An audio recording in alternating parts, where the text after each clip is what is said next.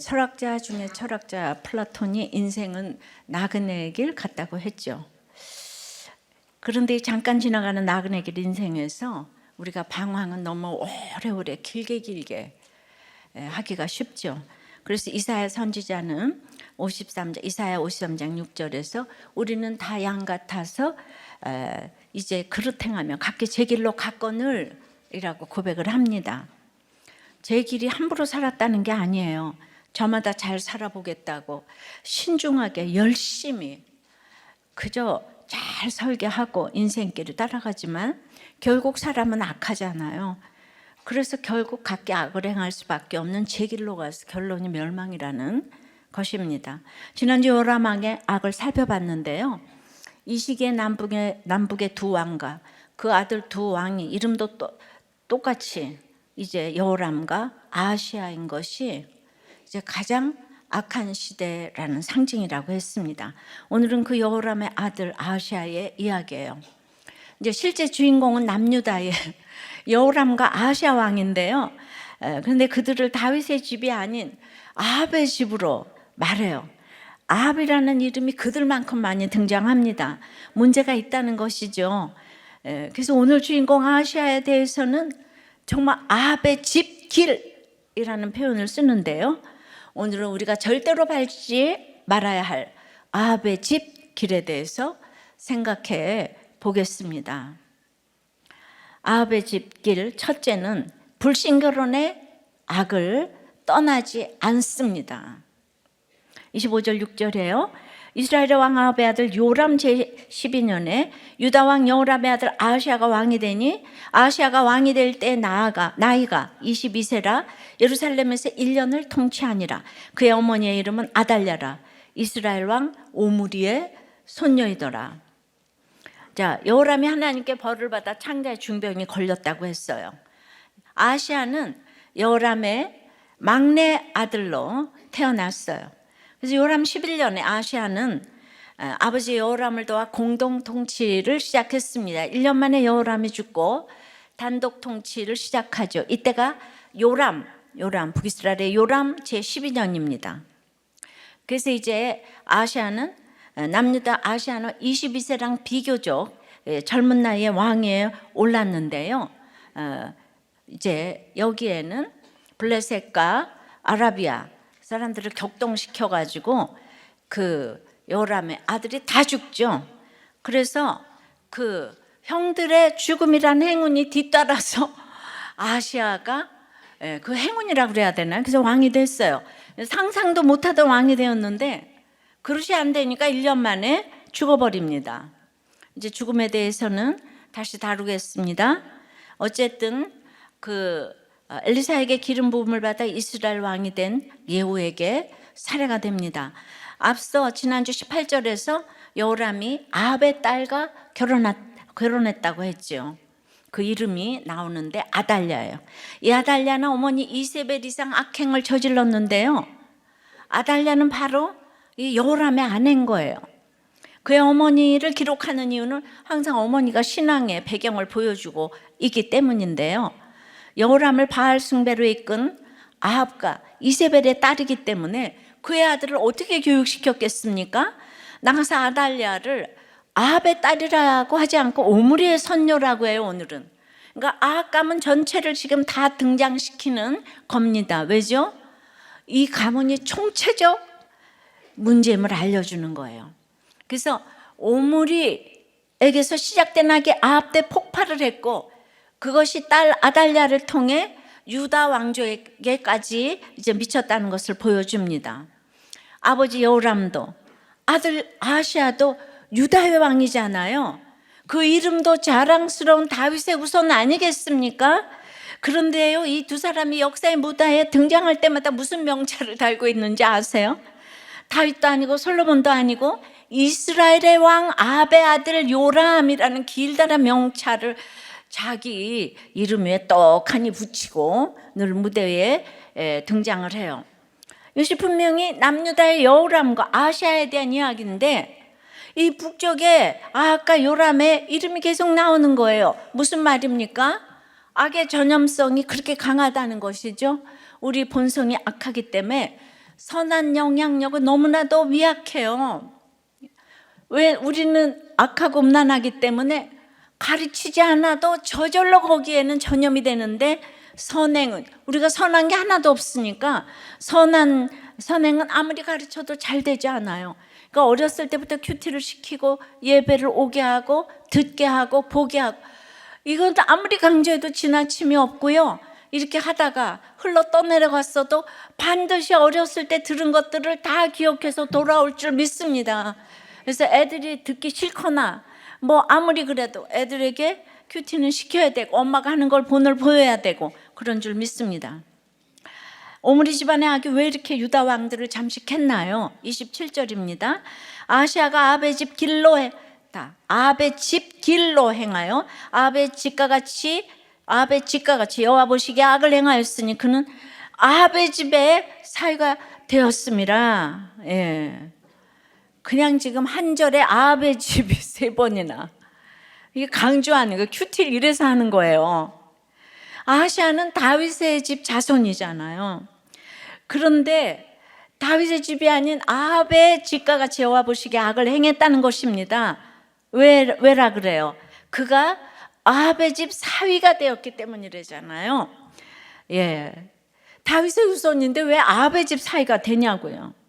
아합의 집 외손자인 데서 끝나는 게 아니에요. 외손자도 모자라서 아합의 집의 사위가 되었다는 거예요. 이모인지 사촌 동생인지 아합 집안 딸 중에 한 명과 결혼까지 했다는 거예요. 겹사돈을 넘어 불신 결혼까지 했어요. 불신 결혼 한 번도 모자라서 그냥 아주 쌍으로 했습니다. 대르려 불신 결혼을 했습니다. 하나님은 왜 불신 결혼하지 말라고 명령하십니까? 믿지 않는 배우자와 결혼하면 믿음을 지키기가 너무 어렵기 때문이에요. 예. 우선 1차적으로는 그렇지만 더 본질적인 이유는 불신 결혼은 결혼의 목적을 거룩이 아닌 행복에 두는 선택이기 때문입니다. 더 근본적으로는 하나님을 내 인생의 상급으로 여기지 않고 내 소유, 명예, 성공, 만족, 쾌락을 인생의 상급으로 여기는 선택이기 때문이에요. 이 모든 것을 한마디로 말하면 불신이에요. 믿지 않는 사람과 결혼하는 것 속에는 하나님보다 세상을 믿고 의지하고 사랑하지만 인간이 100% 악하니까, 예, 세상을 내가 세상 믿고 의지하고 사랑하는 게 뭔 죄야? 그런데 인간이 100% 악하기 때문에 결국은 악을 선택한다, 이 말이에요. 그러니까 이 땅에 사람이 아무리 아름답고 선해도 성품이 착해도 그거는 선이 아니라는 거예요. 불신은 악이에요. 우리를 향한 하나님의 뜻을 거역하는 악입니다. 여호사밧이 아들 여호람을 불신 결혼시켰어요. 이것이 얼마나 유다의 엄청난 구렁텅이로 몰아갔는지 몰라요. 우리에게 반면교사가 되라고 그런 거죠. 여호람이 그 악을 이어서 아들 아시아를 또 불신 결혼을 시켰어요. 그것도 자기 처가 아합의 집과 말이죠. 왜죠? 아합의 집이 세상의 성공과 부귀와 안녕과 평화를 보장해주는 집이거든요. 경쟁자가 절대 없는 1등이거든요. 그러니 다른 집 찾을 필요가 없어요. 인륜? 그딴 거 다 필요하지가 않아. 그저 나를 더 높은 자리에 올려줄 것만 같은 집안, 내 집안을 더 업그레이드 시켜줄 것 같은 집안인 아합의 집만 보여요. 그 집안이 이미 내 처가인 거예요. 그러니 겹불신 결혼도 마다하지 않아요. 게다가 아합의 북이스라엘이 요셉의 후손이잖아요. 강성한 왕가의 딸이니까 얼마든지 합리화할 이유가 있습니다. 사돈관계가 된 아합의 아내 이세벨은 엣바알의 딸로, 북이스라엘은 바알을 섬기는 왕의 딸을 며느리로 아내로 데려왔어요. 그러니까 이제 이세벨 입장에서 보면 자기 친정의 아버지도 왕, 이렇게 시아버지도 왕, 남편도 왕, 아들도 왕이에요. 이 딸도 아달랴도 엄마를 그대로 닮아서 아버지도 왕, 시아버지도 왕, 남편도 왕, 게다가 아들도 왕이에요. 그야말로 로얄 패밀리 아닙니까? 그 결과가 무엇이에요? 모두가 아합의 집길을 따라갔어요. 아합 집의 불신, 그 세속적인 가풍 행복을 목적으로 한 삶의 방식을 따라갔습니다. 다윗의 DNA가 다 소용이 없어요. 아합의 집 사위라는 게 너무너무 좋아요. 그지같이 사는 게 그냥 너무 만족스러워요. 그래서 뭐예요? 하나님 보시기에 악을 행했다고 그러잖아요. 그러면 게임 끝이잖아요. 예. 아무리 화려한 게임을 한 것 같아도 결과는 패배고 다 잃어요. 영원한 죽음이에요. 밑동 잘린 나무기 때문이에요.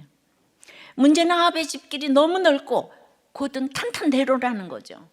도착지가 지옥이라는 게 안 보여요. 길 자체가 너무 화려하고 꽃길이고 비단길이기 때문에. 그래서 그곳을 떠나기가 너무너무 어렵습니다. 불신결혼 안 된다고, 하지 말라고 하나님이 경보를 시끄럽게 올리셔도, 빨간 신호등 아무리 켜셔도, 고난의 차단기를 거듭거듭 내리셔도 아합의 집 사람 되는 게 너무너무 좋아서 떠날 수가 없습니다. 행복에 대한 소망이 너무 커서 이 불신결혼의 악을 떠날 수가 없어요. 이것이 아합의 집 길의 실상입니다. 근데 좀 생각을 해보세요. 더 부러운 것은 요람의 아내고 아시아의 어머니 아달랴는 남편 요람이 너무 자기 말을 잘 듣는 거예요. 아들 아시아도 어머니 말을 찰떡같이 듣는 거예요. 대체로 이 무서운 부인 밑에서 엄처시아가 나오고 또 효자 효부가 나오게 되어 있어요. 그러니까 세상 것만 갖춘 게 아니라 모두가 부러워하는 이 신사임당 상을 받아야 되지 않겠어요? 신사임당이 뭔지를 모르죠. 예. 그런데 말입니다. 자기 가족이 찰떡 같은 이 화목으로 그냥 똘똘 뭉쳤는데 이세벨은 그 남편 아합과 잘 살면서 엘리야를 죽이고자 했던 어머니예요. 이 세상에 엘리야를 죽여야 돼. 유다로 시집 온 그 딸은 또 남편과 하나가 되어 그 어머니 그 딸이라고 엘리야를 넘어서서 유다의 6씨 모든 왕족들 다 죽이려고 했지요. 그래요. 그런데 우리는 이런 집이 너무너무 부럽습니다. 이게 구속사 아니면 이거 누가 알겠습니까? 적용 질문이에요. 불신결혼이 악이라는 것이 이해됩니까? 이걸 자녀에게 가르칠 수 있겠습니까? 내가 너무너무 좋아서 떠나기 싫은 악은 무엇입니까?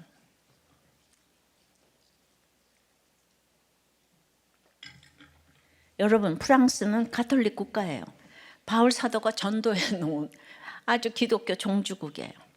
근데 거기서 대통령이 되기까지 얼마나 질주를 하면서 왔겠습니까? 지금으로 말하면 왕이잖아요. 예. 근데 프랑스 그 사르코지 대통령은 2번이나 이혼을 하고, 예. 그 2번째 부인도 자신이 주례를 맡았던 결혼식의 신부였대요. 빼앗아서 2번째 결혼을 했다는 거죠.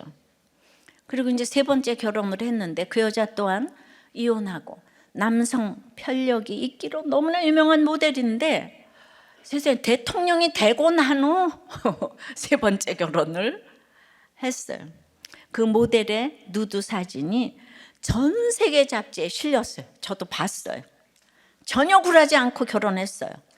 정말 성공하기 위해서 악하고 성공하니까 음란한 거예요. 악하고 음란한 걸 보여줍니다. 아주 이런 나라에서는 불신결혼이라는 말조차 생소할 것입니다. 근데 문제는 뭐 남녀간에 이런 사르코지를 너무 부러워한다는 거 아닙니까? 내 행복을 위해서 못할 것이 없는 거예요. 짧은 인생 내가 그렇게 살 수 있으면 사는 거지. 여러분들 영원히 기다리고 있어요. 영생과 영벌이 기다리고 있어요. 이 얘기를 진짜 누가 해줘야 됩니까? 자, 아베길 첫째는 뭐죠? 불신결혼의 악을 떠나지 않아요. 2번째는 가족 신화를 지키려고 계속 싸웁니다. 자기 집안 최고라는 거예요. 28절입니다. 그가 아합의 아들 요람과 함께 길르앗 라못으로 가서 아람 왕 하사엘과 더불어 싸우더니 아람 사람들이 요람에게 부상을 입힌지라.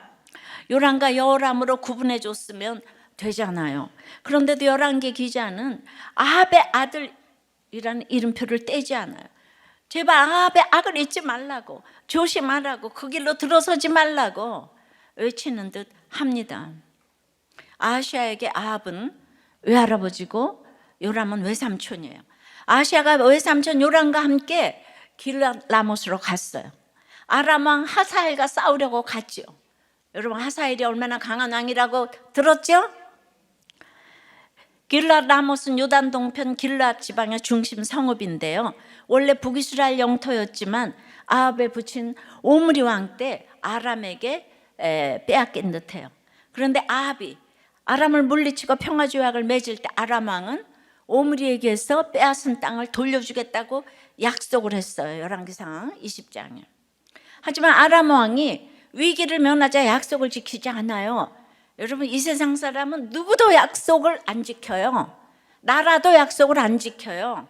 절대로 믿음의 대상이 아니에요. 구속사, 구원을 받은 사람만 약속 지키는 거예요. 그 다윗에게 허락하신 약속, 절대로. 그러니까 사람 간의 약속에 대해서 여러분 상처받으면 안 돼요. 이 세상 사람은 약속 안 지켜요. 불신결혼 약속 안 지켜요. 그래서 돈 많았다고 약속 지킵니까? 그냥 아합은 길랏 라못을 되찾으려고 군대를 일으킵니다. 약속 안 지켰다고. 그런데 이 전쟁에서 아합이 전사해요. 그 나가지 말라고 미가야 선지자가 막 얘기했잖아요. 그 시드기야 와서 뺨을 막 때리면서, 기억하시죠? 이렇게 성경을 구절구절 읽혀 드리는데도 우리 교회에서 못 알아들으면 제가 정말 너무 절망이 됩니다. 이거는요, 아합이 전사한 건 하나님의 심판이에요. 근데 믿음이 하나도 없는 요람이 하나님의 심판이라는 걸 인정하겠습니까? 위대한 임금이었던 아버지 생각만 하면 떠오르는 그것이 바로 길랏 라못이에요. 아버지가 할아버지의 실패를 만회하고자 공격했던 곳입니다. 그러나 실패하고 돌아가신 곳이에요. 요람에게 길랏 라못은 할아버지와 아버지 한이 맺힌 곳이에요. 후계자인 자신이 반드시 복수해서 수복해야 할 땅이에요. 그래서 군대를 일으키는데요, 혼자서는 벅찬 거예요. 하사엘이 너무 능력이 있으니까. 그래서 이미 자신과 끈끈한 결혼 동맹으로 한 집안이 된 조카 아하시아를 부르는 거예요. 아하시아에게도 길랏 라못은 사연 있는 곳이죠. 할아버지 여호사밧이 죽을 뻔했던 곳이잖아요. 한 사람은 죽었고 한 사람은 죽을 뻔했던 곳이고, 어릴 적 일이었지만 들어서 알았을 것이에요. 또 자기 땅도 아닌데, 이게 북이스라엘 땅인데 결코 군대를 이끌고 쳐들어가고 싶은 땅은 아니지만은 군말 없이 외삼촌 요람과 함께 길랏 라못으로 출정해요. 왜 그렇습니까? 그가 다윗의 집보다는 아합의 집 사람이라는 정체성이 훨씬 큰 거예요. 다윗의 집은 당연한 거고 거기에 더해진 아합의 집이라고 생각을 한 거예요. 아합의 집이 더 크고 중요한 거예요. 왜 가요? 쳐가잖아요. 상하궁에서 의리어리하게 살잖아요. 그러니 요람이 이 어려운 부탁을 했는데도 바로 달려갔어요. 요람은 할아버지와 아버지가 영웅이신데 길랏 라못 이 한 가지 오점이, 그 한 가지가 5점으로 남았다고 생각했어요. 자기가 가장 존경하는 할아버지와 아버지에게 5점이란 있을 수 없다고 여기니까 길랏 라못을 생각할 때마다 참을 수가 없는 거예요. 이런 걸 뭐라고 하나요? 가족 신화라고 하는 거죠. 가족 신화, 집집마다 신화, 문벌 신화. 하나님 보시기에 오므리나 아합은 다 악인이잖아요. 그런데 자기네들은 영웅이라고 모시고 살아요. 이스라엘에 미친 악한 영향력을 객관적으로 생각하지 않고 오 위대한 우리 할아버지, 민족의 영웅 우리 아버지 하면서 아합의 집길을 더 탄탄하게 닦고자 합니다. 여호와 보시기에 악을 행했다고 해도 말씀이 안 들리니까 아합은 원수를 갚아야 되는 거예요. 여러분들 이렇게 피해자 입장에서만 생각하면 천년이 가도 그걸 해결할 수가 없어요. 항상 구원의 시각으로 봐야 되는 거지. 그러니까 악의 등불을 해서 악을 덮어야 되잖아요. 근데 악을 갚아야 된다. 원수 갚아야 된다. 이 신화에서 벗어나지를 못하는 거죠. 그래서 이처럼 가족 신화에 사로잡혀 싸움도 마다하지 않는 게 아합의 집 길이에요. 그 가풍이에요. 전통이에요. 그래서 우리 집안을, 이 나라를 계속해서 싸움을 벌입니다. 원수를 갖고 한을 풀고 오명을 벗고 오점을 지우기 위해서 끊임없이 싸우고 또 싸워요. 여기에 누가 물이 들었습니까? 다윗의 후손 아하시아가 이 악에 물이 잔뜩 들었어요. 할아버지 여호사밧이 길랏 라못 전투에서 구사일생으로 살아 돌아올 때 선견자 예후가 왕에게 나와서 얘기했어요.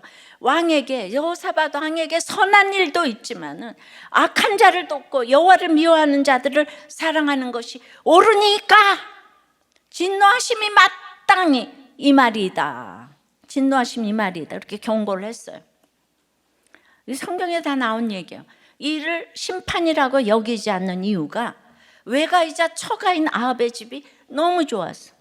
처가 말을 듣고 아내가 하라는 대로 다 하니까 이제 그 길에 딱 붙어서 딱 풀이 돼서 떠날 수가 없어요. 그리고 자기 싸움이 아닌데도 그 싸움을 마다하지 않고 열심히 싸워요. 힘과 시간을 낭비하여 지금 있잖아요. 가족 신화에, 효자에, 열부에 다 모여가지고 나라를 거덜내고 있습니다. 예, 이걸 누가 알아듣겠습니까? 우리도 어떤 모양으로든 가족 신화를 다 가지고 있어요. 잘 나가는 집안일수록 가족 신화가 아주 두꺼운 책이죠. 그래서 우리 가족은 성공해야 돼, 돈 잘 벌어야 되고, 좋은 학교 가야 되고, 사고 치면 안 되고, 이래야 되고 저래야 되고, 온갖 하는 것을 가지고 신화를 씁니다. 들들 볶아요, 가족들을. 그 피해를 가장 많이 보는 게 누구입니까? 자식이에요. 부자는 부자대로, 가난하면 가난한 대로, 네가 이 원수를 갚아, 너는 반드시 서울대학 가서 우리 집에 원수를 갚아야 돼, 공부 알았지? 이게 다 가족 신화예요. 부자는 부자대로 지켜야 되고, 가난하면 가난한 대로 네가 우리 집에 원수를 갚아야 된다, 저 집을 물리쳐야 돼. 따지고 보면 아시아가 이런 가족 신화의 최대 피해자인 거예요. 여호사밧이 불신 결혼시켜서 들어온 그 아합의 집 가족 신화가 그 아들 여호람에게서 꽃을 피웠어요. 그 이름도 똑같은 형님 요람이 너무 좋고 든든한 후원자가 되어주는 처가가 너무 좋아요. 그러니 아들에게 너도 나처럼 아합의 집에 장가 가거라, 너무 좋아, 최고야. 어려서부터 가족 신화를 계속 넣어줬어요. 게다가 아달랴가 욕심이 많고 야망이 크잖아요. 아들에게 너는 외할아버지 아합 대왕처럼 되거라 가르치면서 마음속에 가족 신화를 점점 더 화려하고 두껍게 새겨주었을 것이에요. 그래서 대를 물려 아합의 집과 불신 결혼했어요. 그래서 저는 근데 여호사밧의 이 아내인 아하시아의 할머니는 왜 등장을 안 할까? 존재가 없더라고. 그러니까 여호사밧이 그냥 이세벨하고 아달랴에게 뻑이 갔나 봐. 이 성군인 여호사밧이. 자기 아내는 여기서 존재도 없어. 왜 이름까지 등장을 하지 않았을까? 살기 싫었을까? 아이를 낳았으니까 6명을 낳고 또 여호람이 그 형제들을 죽였잖아요. 근데 글쎄 그 찾아본 사람이 있으면 저한테 알려주기 바래요. 근데 이렇게 가족 신화 지키려고 열심히 싸운 싸움의 결론이 뭐라고 말씀해 주세요. 부상만 당하는 거예요. 아합의 집길 끝에는 상처만 남아요. 하나님이 아합의 집길 위해서 싸우는 싸움엔 절대로 승리를 허락하지 않으십니다. 우리 가족 신화, 가족 사랑하는 거는 그거는 개들도 하는 거예요. 자기 가족 좋아하는 거. 네. 우리는 이타적으로 살아야 되잖아요. 객관적으로 자기 자녀를 봐야 되잖아요. 근데 식구들끼리 너무 좋은데 그것이 밖으로까지 어떻게 나가게 되겠어요? 그건 인간으로는 힘들어요. 그러니까 하나님이 할 수 없이 한계 상황을 보라고. 여러 가지 우리도 꽤 문제를 많이 주는 게 얼마나 축복인지 몰라. 왜냐면 인간은 그냥 다 악하니까. 이 한계를 보라고. 이렇게 저렇게 사건을 주는 게 축복이란 말이죠. 근데 이 땅의 기복적인 시각으로는 고난이 어떻게 축복이겠어. 그러니까 이 구속사가 여러분 이해가 안 되는 거예요. 적용 질문이에요. 우리 가족은 어떤 신화를 가지고 있습니까? 가족 신화 때문에 끊임없이 벌이는 싸움은 무엇입니까? 이 가족 신화로 가족들을 아프게 하고 있지는 않습니까? 맨날 우리는 너만은 이게 너만은 주라면 해야 되는데 너만은 이 원수를 갚아주라.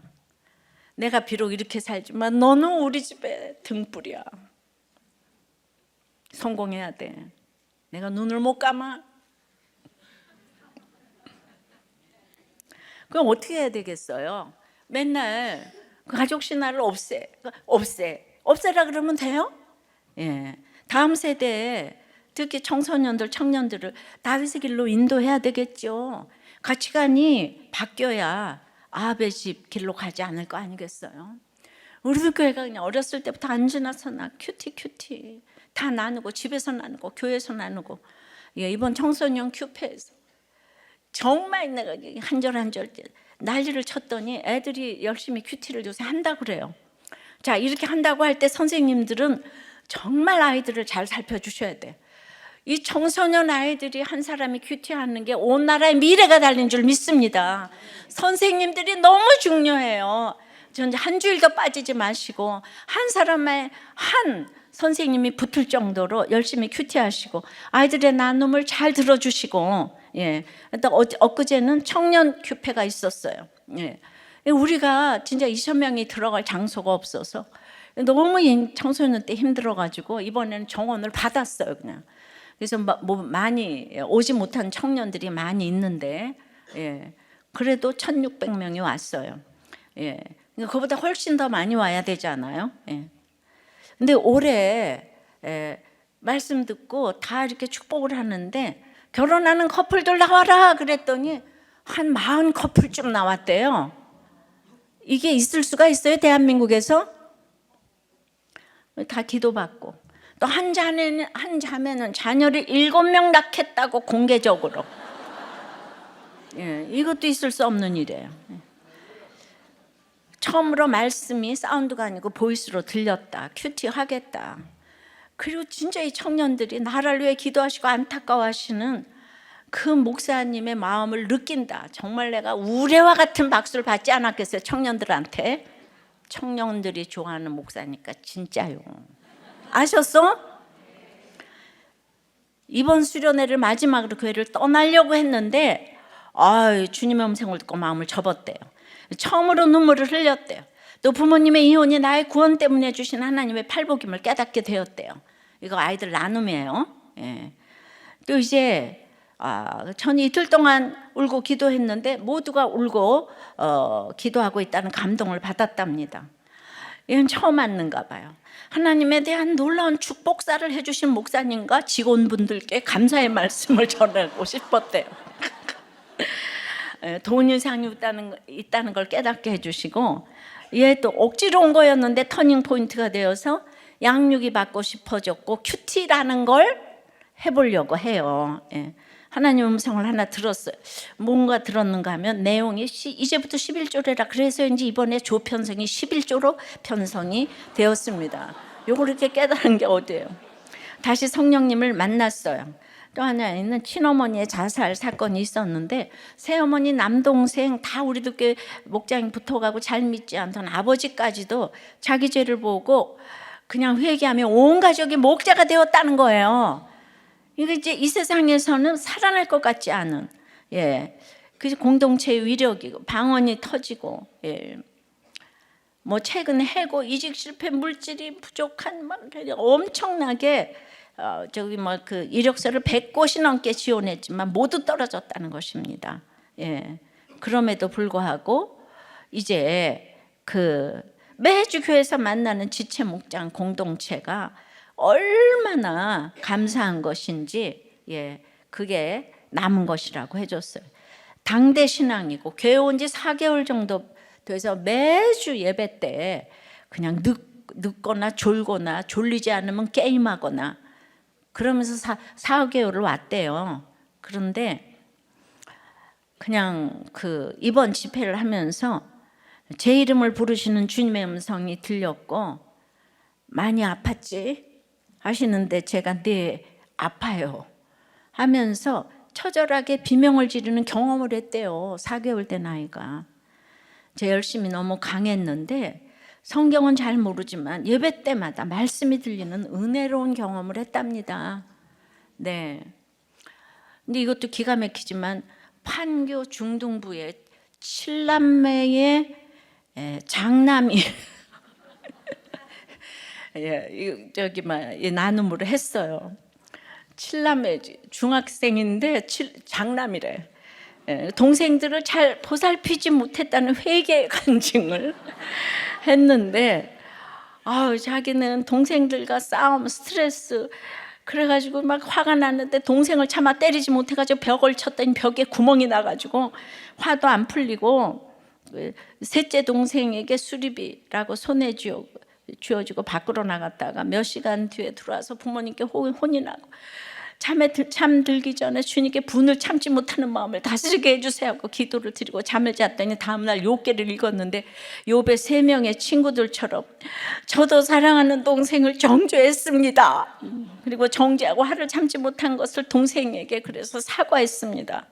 앞으로 친구들과 동생들에게 제 생각과 판단으로 말하지 않고 말씀대로 살아갈 수 있도록 기도 부탁드립니다. 여러분, 가족 신화 말고 진짜 로얄 패밀리는 이런 가정 아닙니까? 형제끼리 디립다 싸우고 그다음에 말씀 읽고 회개하고 사과하고 그 기도 부탁할 수밖에 없는 치열함의 가정이 진짜 로얄 패밀리 아니겠습니까?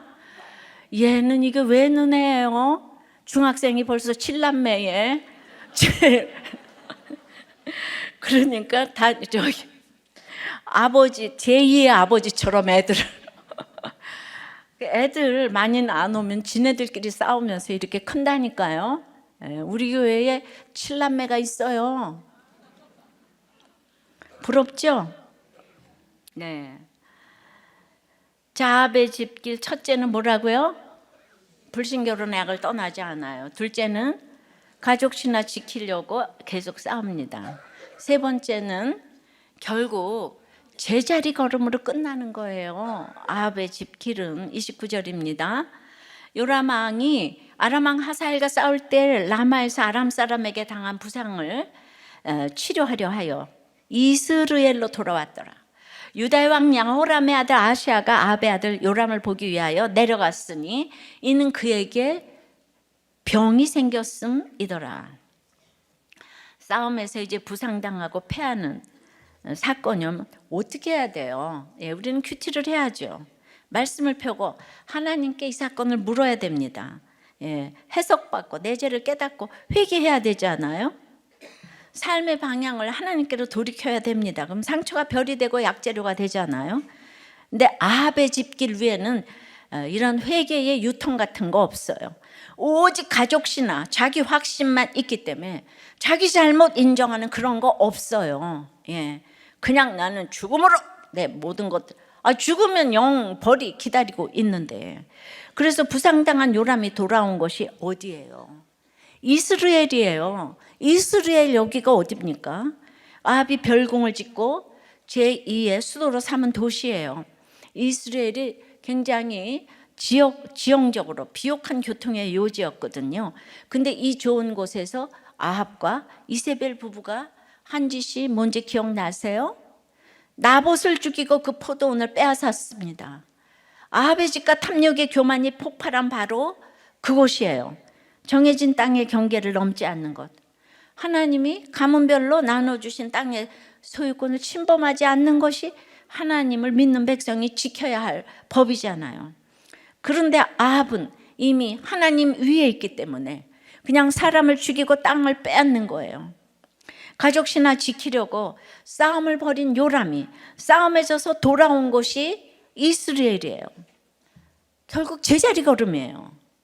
풍요의 땅 별궁이 있는 휴양지, 부모님이 절대 권력으로 빼앗은 이 좋은 포도원이 있는 곳, 거기서 나오는 와인을 마시면서 잘 쉬면 금방 상처가 나을 것이라고 기대했겠죠. 좀 구속사를 물으면 다 삼천포로 가는 거예요. 이스라엘에 가면 내가 치료할 수 있다 이렇게 외쳤을 거예요. 절대로 자기 자신의 죄가 안 보여요. 자기 잘못을 생각하지 않습니다. 예, 내가 이렇게 패했는데 회개할 생각이 안 나는 거예요. 여러분, 엘리사를 여러 번 만난 요람이에요. 게하시가 설명한 큰 일도 다 들었어요. 수넴 여인의 간증도 다 들었어요. 그런데 지금 12년 동안 왕 노릇을 했어요. 수많은 기적을 보여줬어요. 그런 게 소용이 1도 없어요. 기가 막히지 않아요? 여러분들이 저를 욕하는 게 당연해요. 예, 이 북의 여호람도 12년 동안 하나도 안 들리니까, 여호람도 안 들리고 요람도 안 들리니까, 그래서 이제 기다려야 되니까 이제 눈물이 나는 거죠. 예. 왜 소용이 없어? 그냥 마음이 자기 집안에만 있어요. 아합의 집이 세상의 전부예요. 예. 자기 집안도 믿는다는 거예요, 이스라엘. 예. 우리가 금송아지만 예수님처럼 믿는다. 자기 집안이 너무 좋은 거예요. 그래서 사건이 와도 그것을 구원의 사건으로 해석하여 적용하지 않아요. 그럴 필요가 없어요. 왜요? 치료해 줄 것 같은 이스라엘이 아직도 있기 때문이에요. 그러나 그 부상이 치료됩니까? 지금 오늘 마지막에 치료는커녕 더 심해져서 병이 되었다고 그랬어요. 그런데 아시아도 요람과 똑같이 움직여요. 전쟁에서 졌으면 빨리 군사를 정비해서 나라로 돌아가야 될 거 아니에요. 그런데 어디로 가요? 외삼촌 요람 보기 위해 자기도 이스라엘로 내려가는 거예요. 이건 영적 육적으로 이제 내려가는 길이에요. 다윗의 길을 완전히 버리고 아합의 집길로 추락하는 선택이에요. 영적 육적으로 좋은 환경과 조건을 다 갖췄는데 다윗의 길이 아닌 아합의 집길을 가니까 성장하지 못하고 제자리 걸음만 하는 거예요. 요람과 아시아는 이스라엘에서 이렇게 제자리 걸음만 하다가 진짜로 인생이 여기서 끝나는 거예요. 둘 다 예후에게, 예후의 손에 비참한 최후를 만든 거예요. 여러분, 이스라엘에 가서 나봇과 그 형편없는 일개 그 사람의 토지를 뺏은 게 뭔가, 이 대단한 나라가 있는데, 여러분, 이 사소한 것에서 우리는 목숨이 날아갑니다. 사소한 것에서 우리 인생의 전체적인 거, 모든 걸 이루었던 것 하루아침에 뺏길 수 있습니다. 네, 이게 다 반면교사로 우리 읽으라고 써놓으신 거예요. 아합의 집길은 멸망의 길로 정해진 길이에요. 하나님이 엘리야 선지자를 통해서 이렇게 심판하셨어요. 열왕기상 21장에 보면 내가 재앙을 네게 내려 너를 쓸어버리되 네게 속한 남자는 이스라엘 가운데 매인자나 노인자를 다 멸할 것이요 아합에게 속한 자로서 성읍에서 죽은 자는 개들이 먹고 들에서 죽은 자는 공중의 새가 먹으리라. 이 말씀을 어디서 주셨나요? 이스라엘에서 주셨어요. 나봇을 죽이고 그 포도원을 빼앗은 직후에 말이죠. 이것을 요람이 몰랐을까요? 여호사밧과 요람이 몰랐겠어요? 아시아는요, 당연히 알았지요. 그런데 그 말씀을 믿지 않아요. 화려한 아합이 너무 좋기 때문에 이 초라한 엘리야가 딱 무시가 되는 거예요. 아합의 집길은 말씀을 무시하는 길이에요. 말씀을 거역하는 길이에요. 겉으로 화려해 보입니다. 겉으로 자기가 제일 어려워요. 예. 하지만 결국 제자리 걸음만 하다가 끝나는 길이에요. 그러니까 느헤미야가 가장 처참한 불신결혼의 예로 솔로몬의 이야기를 하잖아요. 솔로몬이 처음에 11조 신앙, 안식일 신앙에 성전 짓고 예배를 열심히 드리다가 말할 수 없는 지혜와 돈과 능력을 주시고 무역으로 세계 강국을 이루게 하시니까 딱 달라졌어요. 여자에게 미쳤어요. 여호와를 떠났어요. 하나님이 2번이나 눈에 보이게 나타나시고 진노하시고 가진 말씀으로 돌이키라고 하셔도 솔로몬이 권력과 돈이 생기니까 아무 말씀도 안 들려요. 심지어 예루살렘 앞 산에 이방신을 위한 산당까지 지어서 여자들에게 바쳤습니다. 솔로몬이 이러면서 아들 르호보암에게는 잠언을 썼어요. 자기는 안 들으면서 지혜로운 아들은 아비의 훈계를 듣는다고 썼어요. 음부와 유명은 만족하며 없고 음녀의 후림에 넘어가지 말라고 보석 같은 잠언을 썼어도 아들 르호보암에게 보여준 삶은 1000명의 여자를 바꿔가며 거느린 것입니다. 여기서 어떻게 문제가 안 나오겠습니까? 어린 나이에 못 볼 거를 보고 자란 사람이 르호보암입니다.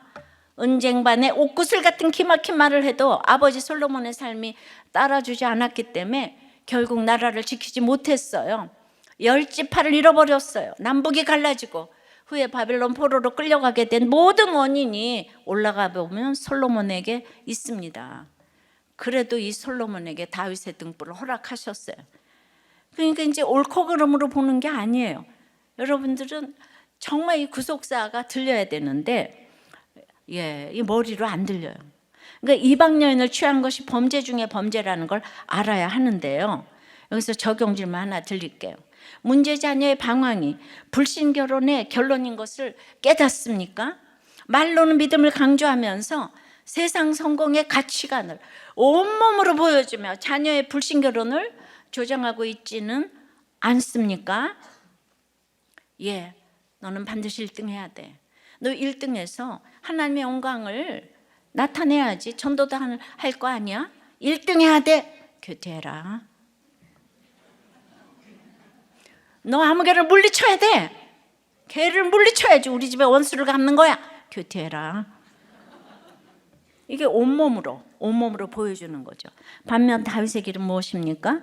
다윗이 솔로몬에게 유언처럼 남긴 말이에요. 열왕기상 2장에 네 하나님 여호와의 명령을 지켜 그 길로 행하면 네가 무엇을 하든지 어디로 가든지 형통할지라. 그 길로 행하라. 무슨 길이에요? 하나님의 명령, 말씀을 지키는 길이에요. 하나님의 말씀이 곧 길이에요. 십자가를 길로 놓는 순종을 말해요. 이 길을 그냥 다윗의 길이라고만 하지 않고 이 길을 내 길이라고 하세요. 열왕기상 3장에 네가 만일 네 아버지 다윗이 행한 같이 내 길로 행하며 내 법도와 명령을 지키면 내가 또 네 날을 길게 하리라. 이 말을 내 길. 그리고 북이스라엘 초대왕 여로보암에게도 하셨어요.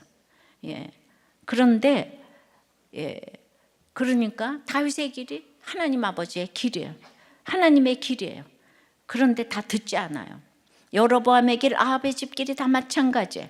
하나님의 길 버리고 내 길 가는 거예요. 인생 내가 원하는 길로 가려다가 결국 제자리 걸음에서 끝나지 않으려면 어떻게 해야 됩니까?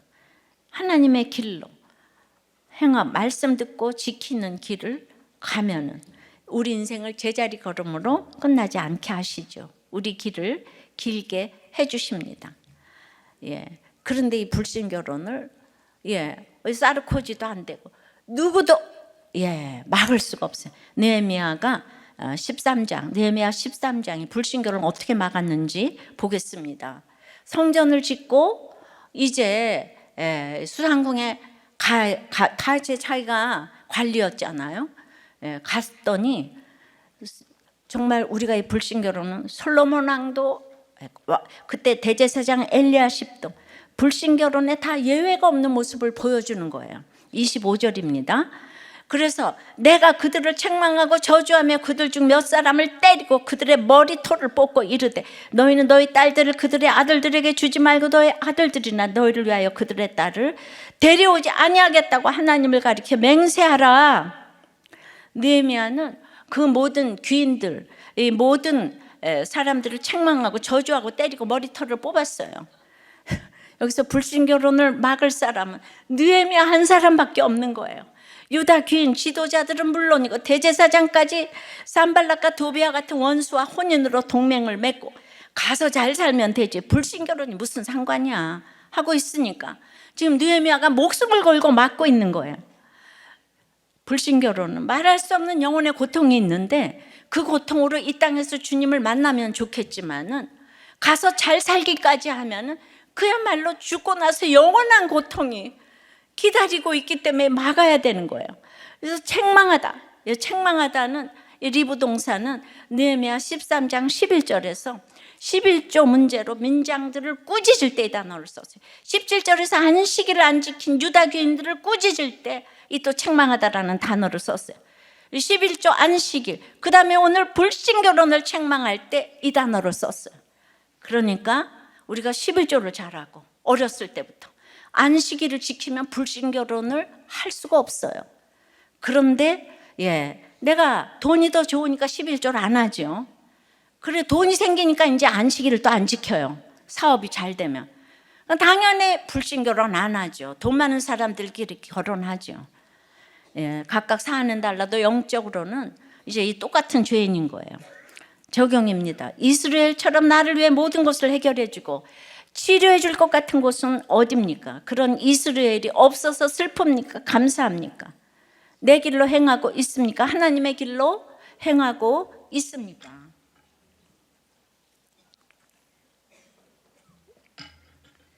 목자님 간증에 우리 아들이 재혼을 합니다. 아들이 첫 결혼할 당시에 내가 이제 저 외국에 남미 센터의 소장으로 있었는데 멀리서 아들의 얘기만 듣고 어머니가 권사님이라고 그러고 아들은 또 며느리는 S그룹의 과장이고 유학도 같이 한 사이고 아이고 뭐 얼굴도 좋고 그래서 이제 결혼을 해라. 근데 결혼을 하고 보니까 며느리가 11조를 왜 하냐. 아니 애들 지금 이제 돌쟁이 보고 강남에서 살아야지 왜 수원에서 사냐. 아들이 집을 할 때 돈을 보태 주었는데 아들이 빌린 부모 돈을 왜 갚냐. 이런 나타나는 것으로 이혼 소송을 했어요. 그래서 그때 왔잖아요 아들이. 그래서 이혼 안 하기 위해서 너무너무 애썼지만 대법원 이건 가치관의 차이니까 이혼을 해라. 말이 돼요 이게? 난 정말 사법부에 말하고 싶어요.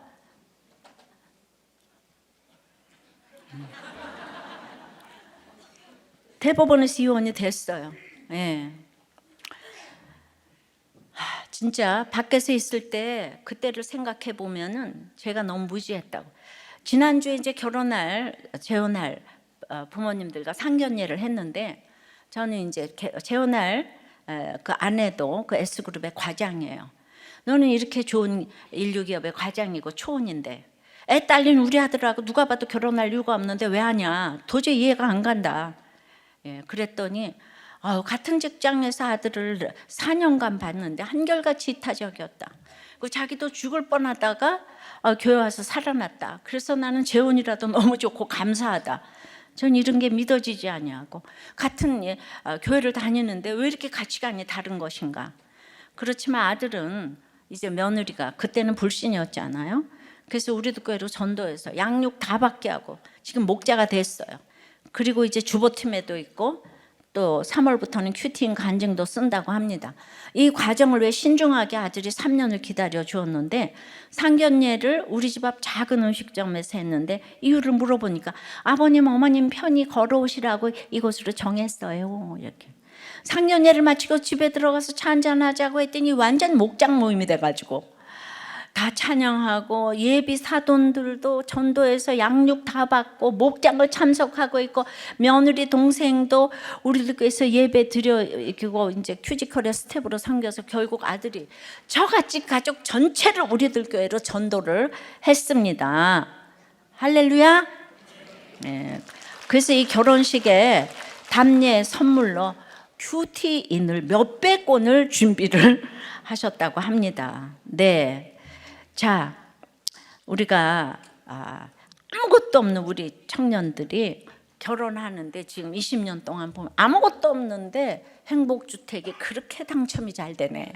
그래서 집도 다 있고 아이들도 매주일 나서 이렇게 유아 세례를 하고 이거 하나님이 지금 이 시대 하도 급해서 이런 모델을 보여주신다고 생각합니다. 우리 교회 청년들이 이 시대의 악을 덮는 등불이 되고 있다는 생각에 감사가 됩니다. 말씀 맺어요. 아합집의 길은 불신결혼의 악을 이제 떠나지 않아요. 불신결혼과 이 세상 사람들의 길은 똑같아요. 그런데 그냥 모두가 가족 신화에 부들부들 떨어요. 내 아들, 내 딸, 내 아들, 내 딸 사랑하지 않는 사람이 어디 있겠어. 너무너무 사랑할 수밖에 없으니까 여러분들에게 가족을 떠나라고 고통을 주셨어요. 식구들의 고통을 주셨어요. 그러니까 그게 너무 감사한 거예요. 짧은 인생에. 가족의 고통이 없으면 어떻게 이렇게 여러분을 위해서 제가 살아갈 수가 있겠어요. 그러니까 거기까지 가야 되니까 이게 진짜 식구들이 힘들게 하는 게 얼마나 축복인지를 여러분 가족 신앙 지키려고 싸우지 마시고 결국 그렇게 제자리 걸음으로 끝날 수밖에 없는 거예요. 아합집의 길을 가지 않기를 바랍니다. 찬양하고 기도합니다.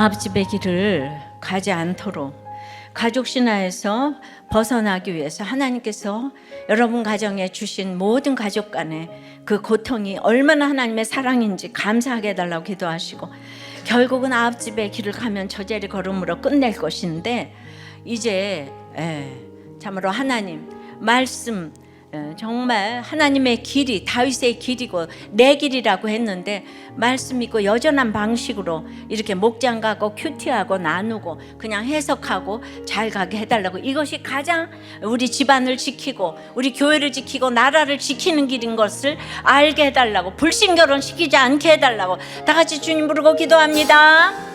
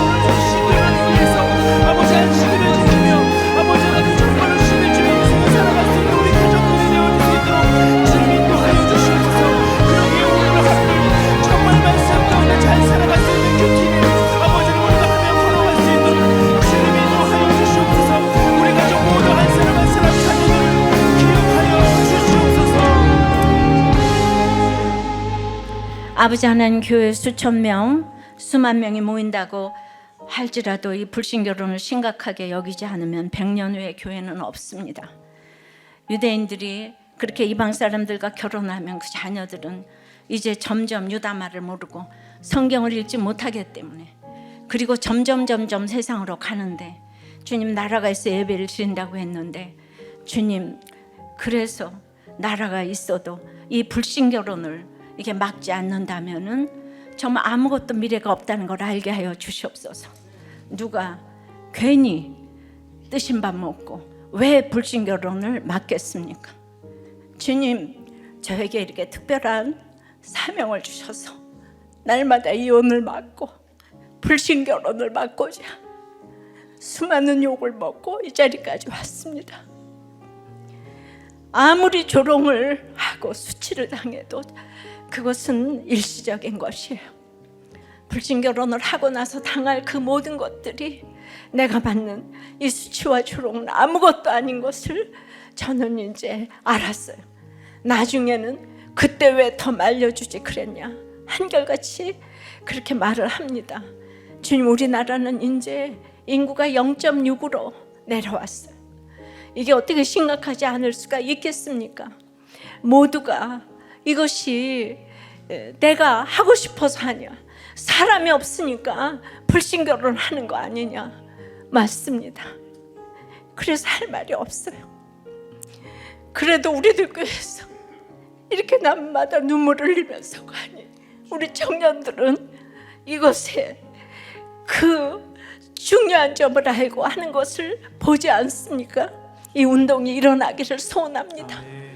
주여, 그래서 참으로 우리가 아무것도 아닌 것 같아도 우리가 마중물이 된다면 이 운동이 일어나게 될 줄을 믿습니다. 주여, 함께하여 주시고 이 나라를 불쌍히 여겨주시고 말로만 불쌍히 여겨달라는 것이 아니라 내 자신부터 이제 그래서 전도를 해서 우리들 교회 와서 세례를 받게 하고 양육을 받게 하고 그래서 신자를 만들어서 결혼도 하고 아이도 낳게 할 줄을 믿습니다. 이 일에 우리가 정말 목숨을 걸고 기도하고 행한다면은 이 열매를 주시고 아합집의 길을 가지 않게 할 줄을 믿습니다. 주여, 이 나라를 불쌍히 여겨 주시옵소서. 아버지, 아합집의 길을 가지 않도록 깨우쳐 주신 하나님께 감사하여 신앙 고백으로 드린 저희들의 헌금을 흠양하여 주시옵시고 11조 안식일 신앙을 회복하여 불신 결혼을 하지 않도록 도와주시옵소서. 하나님께서 상급이심을 선포합니다. 더욱더 드릴 것만 있도록 저희들의 이 회사와 사업과 공부와 프로젝트와 아이디어 주여 기름을 철철 부어 주시옵소서. 예수 그리스도 이름으로 기도드리옵나이다. 아멘.